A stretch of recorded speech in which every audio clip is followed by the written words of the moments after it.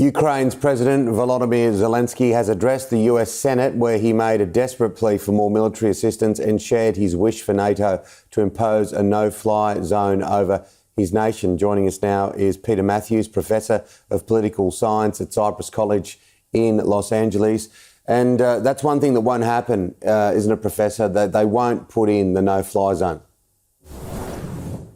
No, they will not, because of the danger of escalation to a war with Russia by NATO and the US, and a shooting war with airplanes, of course.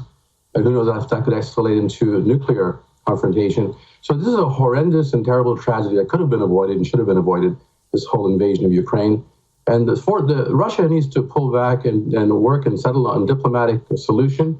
And Ukraine needs to also agree to, terms that would make Russia a bit more secure. Like, for example, earlier before this started, many people recommended that Ukraine should be a neutral country, not joining NATO, but the West should guarantee her security, and Russia would guarantee she would not invade Ukraine. So those things, that could have happened a few weeks ago, didn't happen, and this is what we have now today. You know, it's terrible, Tim. 1.2 million refugees fleeing the country, 331 people killed, civilians killed already. It's horrendous, it's tremendous, it's terrible, it's going to be getting even worse. And there are nuclear power plants. As you know, one of them got hit and probably caught fire. I think it did.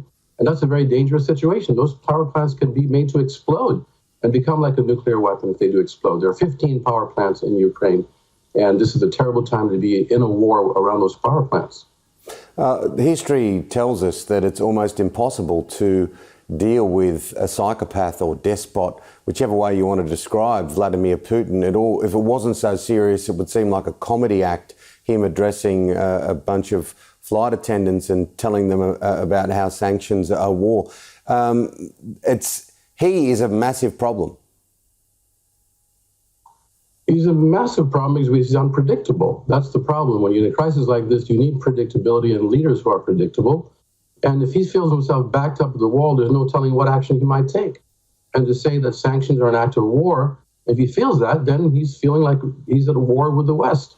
And that means physical battles that he's fighting the Ukrainians. It's not good. And cyber attacks and counter cyber attacks could knock out power grids around the world, could bring hospitals to a stop, transportation systems. We are in a terrible, critical situation. And of course, Ukraine's bearing the brunt of it. But the whole world is at a very crisis situation right now. It has to be settled with some form of diplomatic negotiation and a pullback on both sides. And we need to work on that. I think the leaders have a real duty to the world, the people of the world, to save us from this tragedy. The worst war since World War II already started here. Absolutely. But if you look at it from a Russian perspective, he is leading his country into a very dark hole. It's going to be very interesting to see what happens. Of course, the US and others have brought down sanctions on Russia, but also on the oligarchs. And there's a lot more being written about what pressure will happen to Vladimir Putin internally. And if we ever look at those that are thrown out, people like him, it generally happens from within. Absolutely, because the people of Russia are suffering themselves right now. The ruble has lost a huge amount of its value. The prices and inflation have skyrocketed in Russia. There's a shortage of goods, and the banks have been put under sanction. It's in a horrible condition, Russia itself, and many people are protesting, as you could see. And that, of course, destabilize the regime to some extent.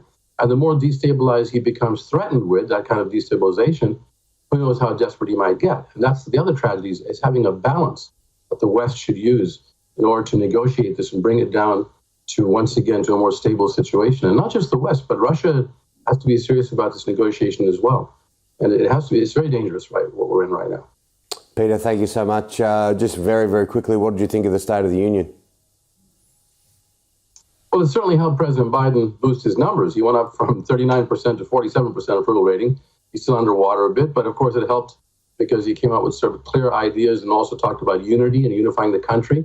But also Americans are very concerned that this war could end up in nuclear. 70% of Americans are afraid a nuclear exchange could occur.